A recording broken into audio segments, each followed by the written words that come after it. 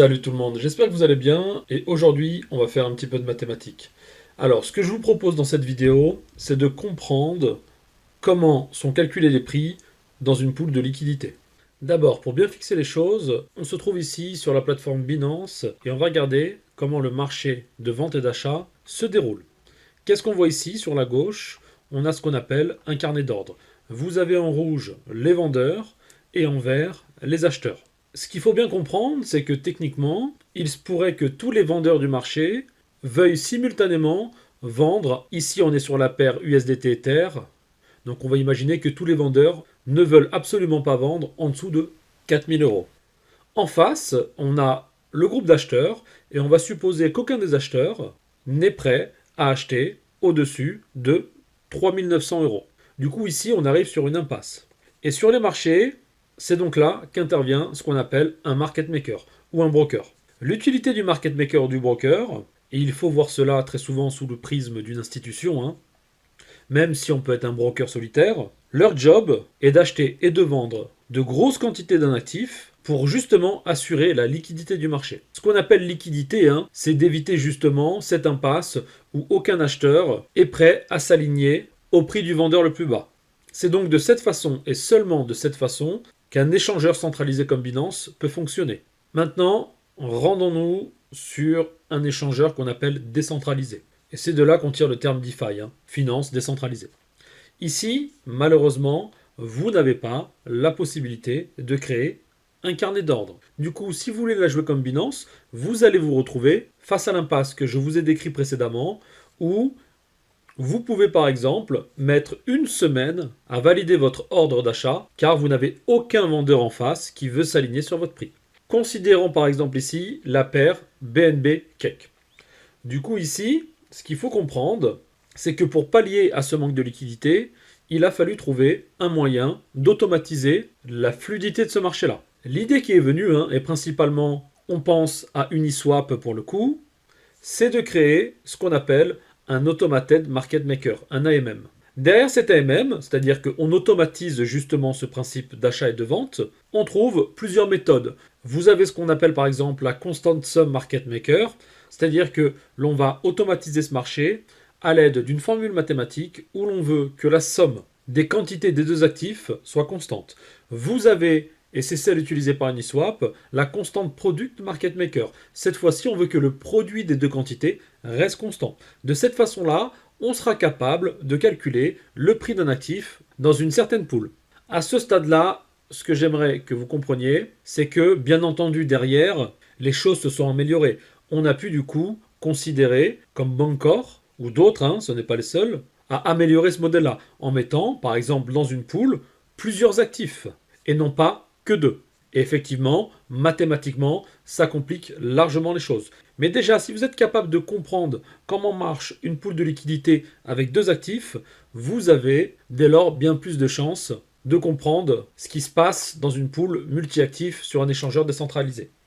Du coup, revenons à nos moutons, et vous voyez ici ce qu'on a écrit, calcul des prix d'une paire dans un AMM, Automated Market Maker, via la méthode du produit constant. Constant Product Automated Market Maker. Pour les plus intimes, CPAMM.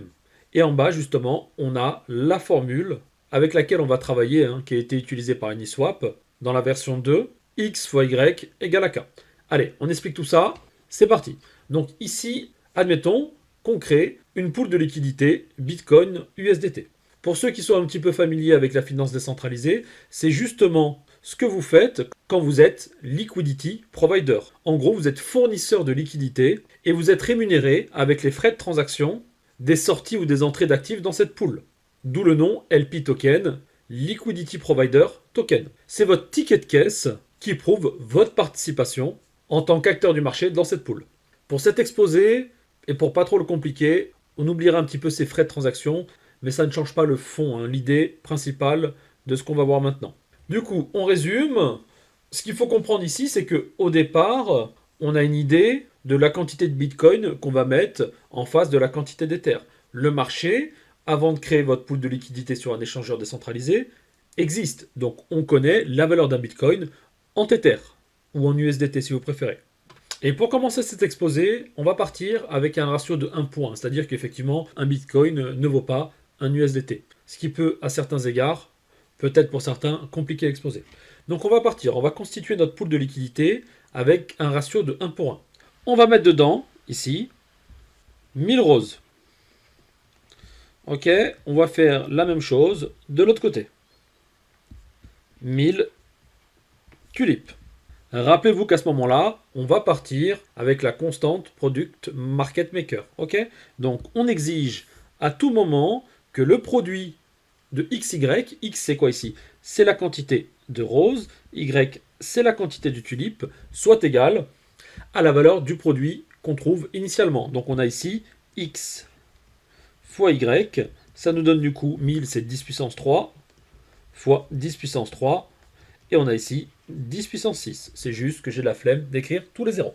Donc, à partir de ce moment-là, cette constante, c'est ce qu'on appelle la constante grand K. Et pour faire un peu de place, on va effacer ça ici et on va noter ça là-haut. Donc on a x, y qui vaut 10 à la puissance 6. Maintenant, admettons qu'on ait ce joli quinquagénaire qui veut faire kiffer son amante en décidant que les roses c'est has-been et qui préfère avoir des tulipes. Du coup, il vient en face de cette poule de liquidité et il veut échanger ses 10 roses, ok, contre des tulipes. À ce moment-là, il ne faut pas croire que pour 10 roses, il aura 10 tulipes. Non, parce que si on fait ça, on prend le risque d'abord de vider notre pool de liquidité. S'il venait avec 1000 roses, la paire rose-tulipe n'existerait plus. Et deuxièmement, il ne faut pas oublier que l'on exige que le produit XY soit toujours constant. Et ici, égal à 10 puissance 6. Du coup, effectuons un petit bilan ici. On a quoi? Bilan. Dans cette poule, on a maintenant 1000 plus 10, donc 1010 roses. C'est bon pour vous? Et on va chercher du coup la quantité de tulipes. Ce qu'on sait nous ici, on sait que le produit des deux doit toujours donner 10 puissance 6. On rappelle donc que ici c'était x, on l'avait noté au début, et ici y. On a 1010 fois y qui doit être égal à 10 puissance 6. On l'a noté ici, ne l'oubliez pas. Et on a ici y qui vaut 10 puissance 6 sur 1010. Et on trouve environ y égale à 990,09. Alors maintenant, bien entendu, il faut imaginer qu'on n'a pas forcément affaire à des quantités entières. On peut donc récupérer des parties de la rose ou de la tulipe. Donc à ce moment-là, quand il a rajouté 10 roses à notre pool de liquidité, on a, et je vais l'écrire en vert ici, 1010 roses et 990,09 tulipes. Donc vous voyez, pour 10 roses, il n'a pas eu exactement 10 tulipes. Allez, on se remet sur une nouvelle page et on va partir du principe qu'au départ, comme on l'avait dit, le prix d'une rose équivalait au prix d'une tulipe. Et on va partir du principe que l'on avait 1 dollar pour le prix d'une tulipe ou d'une rose. Maintenant, à votre avis, qu'est-ce qui s'est passé? Il a rajouté des roses dans cette poule de liquidité. C'est un marché d'offres et de demandes. À ce stade-là, qu'est-ce qui est le plus rare? La tulipe ou la rose? La rose est en plus grande quantité dans cette poule de liquidité. Donc logiquement, on devrait trouver le prix d'une rose moins cher à ce stade maintenant que le prix d'une tulipe. Mais comme on veut que dans cette poule de liquidité, le poids des roses soit équivalent au poids des tulipes, on va pouvoir dès lors trouver le prix d'une rose et le prix d'une tulipe. Pour trouver le prix d'une rose, on va faire quoi? On va diviser la quantité initiale de roses par la quantité actuelle. Et on trouve ici 0,99. On fait pareil ici pour les tulipes et on va trouver du coup ici 1000 divisé par 990,09, 1,01 $. Ok? Voilà maintenant comment a fluctué le prix de la rose et le prix de la tulipe. Si vous n'arrivez pas à comprendre pourquoi je fais ce rapport de nombres, on avait au départ le même poids de rose et de tulipe dans cette poule. Dès lors, on veut que 1010 roses soit égal exactement à 990,09 tulipes. Donc on va noter ça ici. 1010 roses, ok, que je vais appeler R, égale à 990,09 tulipes. Et dès lors, quelle était la valeur initiale des roses? La valeur initiale des roses était de 1000. Et quelle était la valeur initiale des tulipes au total? 1000 aussi. Donc on parle de valeur pour le prix et de quantité pour le nombre. Mais comme une rose, ici on a stipulé qu'elle valait 1 $, on a du coup ces deux égalités. 1000, 10 roses doivent toujours valoir 1000 euros. Et donc une rose vaut 1000 sur 1010, comme on l'a dit avant. Et de la même façon ici on trouve quoi? 990,09 tulipes égale à 1000 euros. Et on trouve aussi le prix d'une tulipe égal à 1000 sur 990,09. Bon, je pense que vous avez compris le principe, et on pourrait repartir maintenant de ce statut dans la poule, 1010, 990,09 avec ces nouveaux prix, pour refaire une transaction. Mais pour avoir un peu plus de clarté et vérifier que vous avez bien compris de quoi il s'agit, on va reprendre avec une poule initiale. Allez, cette fois-ci, notre petit lover quinquagénaire vient et envoie le bousin. Ce soir, il a vraiment envie de conclure. Et il part avec 100 roses. Du coup, à cet instant, dans notre pool, et je rappelle, on avait au départ 1000 pour 1000, et on part toujours avec la valeur de 1 $ pour une quantité. On a, à ce stade-là, dans notre pool de liquidité, et on va noter ça ici en vert, 1100 roses et un montant inconnu de tulipes. Mais on sait, malin que nous sommes, que X, c'est bien la quantité de roses, Y est la quantité de tulipes, et on a X, Y qui doit être égal à 10 puissance 6, ou 1 million. On a du coup ici Y qui vaut 10 puissance 6 divisé par 1100, ce qui nous donne environ 909,09. Et donc vous voyez, on n'a pas 900 tulipes dans notre pool. Il nous en reste, et on va effacer ce petit truc, 909,09. Donc vous voyez, pour 100 roses, je n'ai eu que combien? Et on va le faire ici, pour 100 roses, que je vais écrire ici, on a eu du coup 1000 moins 909,09, qui nous donne ici 90,91 tulipes. Et maintenant, intéressons-nous au prix de la rose et de la tulipe dans la poule. Donc au départ, on avait 1 $ pour 1 $. Donc on avait 1 et 1, d'accord? Ça, c'était le prix de chacun des actifs dans la poule. Et comme on a fait tout à l'heure, on a plus de roses, donc la rose vaut moins cher, offre et demande. On a moins de tulipes, donc la tulipe vaut plus cher. Donc on s'attend à avoir une rose qui coûte moins de 1 € maintenant, et une tulipe qui coûte plus de 1 €. On trouve du coup le prix de la rose en faisant 1000 divisé par 1100, ce qui nous donne ici environ 0,909, et le prix de la tulipe que l'on trouve en faisant 1000 divisé par 909,09 pour trouver environ 1,1. Et on actualise les prix dans notre pool. On a pour la rose 0,909 et pour la tulipe 1,1. Voici le nouveau prix affiché dans votre pool de liquidité. Maintenant, revenons à notre exemple initial. Bitcoin versus Tether. Deux choses qu'il faut que vous compreniez. La première chose que j'aimerais que vous puissiez voir, c'est que lorsque l'on écrit x, y égale à k, on a une courbe du style k fois 1 sur x. Ce qu'on appelle une hyperbole en mathématiques. Et concrètement, ce qu'on vient de faire ici, c'est qu'on vient de fixer sur les abscisses la quantité de l'actif x et sur les ordonnées la quantité de l'actif y. Et on veut en permanence que le produit de xy soit égal à k. Donc tous les points qui sont éligibles à cette condition se trouvent sur la courbe dessinée en rouge que je parcours. Ok ? Donc il faut choisir le bon cas en fonction de notre problème, mais clairement, si cette courbe dessinée est un exemple de pool qu'on pourrait étudier, on aurait du coup ici, pour deux quantités de x, ok, il nous faudrait ici un demi de la quantité de y, etc. Donc ça nous permet de lire. Et on voit quoi? On voit qu'il n'est pas possible ici de vider notre pool de liquidité. Pourquoi? Parce que, admettons que vous vous retrouviez dans votre pool de liquidité avec une très grande quantité de x. Et pour être précis, de l'actif x. Donc on aurait ici un x très grand.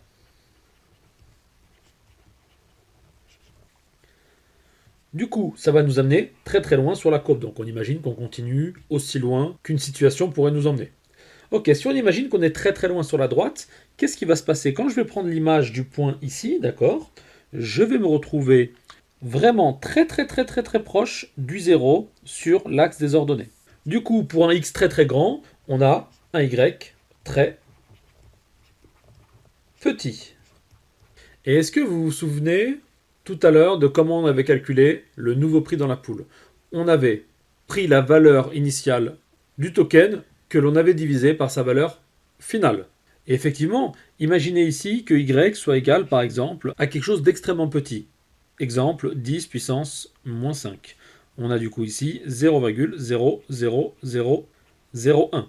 Quand on va prendre ici le prix de y initial, prix de l'actif y initial, ok, que l'on va diviser par 10 puissance moins 5, à votre avis, ça va donner quoi?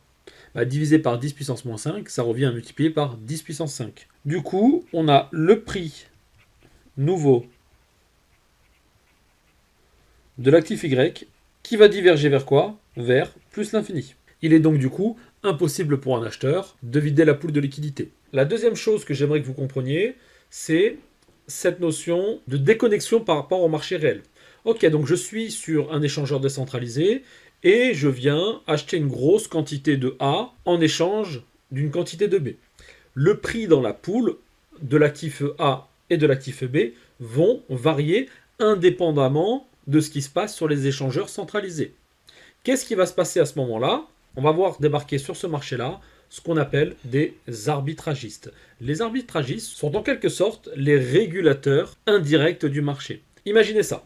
Vous avez sur les échangeurs centralisés, où il y a énormément de liquidités, un prix dans une poule de deux actifs A, B, d'accord? Pour une quantité de A, vous avez 10 quantités de B. Ok? Vous allez sur votre échangeur décentralisé et vous allez acheter une grosse quantité de A. Il se trouve que l'instant d'après, une quantité de A vaut du coup 25 quantités de B. Mais ce prix-là n'a pas impacté les marchés parallèles. Du coup, ces arbitragistes vont faire quoi? Vont voir cette opportunité d'achat à moindre coût et ils vont faire quoi à votre avis? Ils vont du coup acheter à moindre coût ce token B pour vite faire une plus-value en le revendant sur un échangeur centralisé par exemple, où la paire n'a pas le même ratio. Ils font leur petit bénéfice et ils continuent cette manœuvre jusqu'à quand? Jusqu'à faire converger le prix sur le marché de la finance centralisée avec le prix dans cette poule de liquidité. Allez, et maintenant, je vous mets à l'épreuve rapidement pour voir si vous avez pigé quelque chose. C'est peut-être un peu long, mais pour les techniciens, ça fait pas de mal de revoir un petit peu vos mathématiques. Donc on part du principe, on commence, on a dans cette poule 10 bitcoins, et on part du principe qu'on sait que 1 bitcoin, 50 000 $. On a du coup l'équivalent dans notre pool de 50 000 fois 10 Tether ou USDT, donc on a 500 000 USDT. On va le noter ici, 10 bitcoins, 500 000 USDT. La question que je vous pose, c'est maintenant, vous venez dans cette pool et vous vendez 2 bitcoins. Et les deux questions que je vous pose, c'est à combien vous aurez acheté ces 2 bitcoins et quel est le nouveau prix dans cette pool de liquidité. Allez, vous mettez pause et vous essayez de me faire ça. Et on se retrouve juste derrière pour répondre à cette question. C'est bon? Vous avez réfléchi? On est parti. Donc du coup, au départ, on a quoi? On a notre constante de produit qui vaut ici x fois y, ça ce sera notre quantité de x et ça notre quantité de y, qui vaut 10 fois 500 000, donc ça nous fait 5 millions. 1, 2, 3, 4, 5, 6. Vous venez de faire quoi? De vendre 2 bitcoins, donc vous avez rajouté 2 bitcoins. Maintenant, la nouvelle quantité de x est de 12 bitcoins. On va trouver la quantité correspondante en USDT. On a donc ici, on reprend notre calcul en haut, y est égal à 5 millions divisé par 12. Et on trouve environ 416 666. On a ainsi, dans cette poule de liquidité maintenant, 416 666 $. Du coup, combien vous aura coûté un bitcoin? Pour 2 bitcoins, vous avez eu quoi? Vous avez enlevé de la poule 500 000 qu'il y avait au départ, moins les 416 000 qui restent. Et on a du coup 2 bitcoins au prix de 83 300 44. Ce qui nous donne un Bitcoin à 41 667. Donc vous voyez, hein, en vendant 2 Bitcoins, vous n'avez reçu que 83 334 dollars. Alors que vous pouviez vous attendre, en faisant un raisonnement un peu simplet, à récupérer 100 000 dollars. Ce ne sera pas le cas parce que les poules de liquidité sont extrêmement gonflées. Donc si vous voulez retrouver le même style de perte, au lieu d'acheter 2 bitcoins, il faudra imaginer acheter par exemple 2000 bitcoins d'un coup. Et vous observerez ce genre de phénomène. Mais dans la réalité, pour vous, ce sera 1 dollar, 2 dollars, quelques centimes, sauf si la poule n'a pas beaucoup de liquidité dedans. On a répondu à la première question, on a vendu nos 2 bitcoins pour 83 334 dollars. Et maintenant, trouvons le prix du bitcoin dans cette poule de liquidité. Bon, on a déjà fait le travail quasi, mais on va reprendre un petit peu l'idée qu'on a faite tout à l'heure, d'accord? Donc je vais effacer ça au milieu. Et à ce stade-là, on a du coup la valeur en bitcoin de cette poule qui doit rester invariable. Donc 12 bitcoins doivent toujours être égales à la valeur initiale en bitcoin qu'il y avait dans la poule. Il y avait combien au départ de bitcoin? 10 bitcoins pour une valeur du coup de 500 000 dollars. On a donc cette quantité-là qui doit toujours représenter 500 000 dollars dans notre pool de liquidité. Ce qui nous donne ici, pour un bitcoin, on a 500 000 divisé par 12. Et on trouve, à votre avis, les 41 667 dollars. Et maintenant, notre pool est constitué de quoi? De 12 bitcoins et de 416 666 Tether. Allez, j'espère que ça vous aura plu, que vous avez compris quelque chose. Je sais que c'est compliqué, mais malheureusement, c'est une des plus simples formules mathématiques qui régit ces poules de liquidité sur la finance décentralisée. Allez, à bientôt tout le monde, bye bye.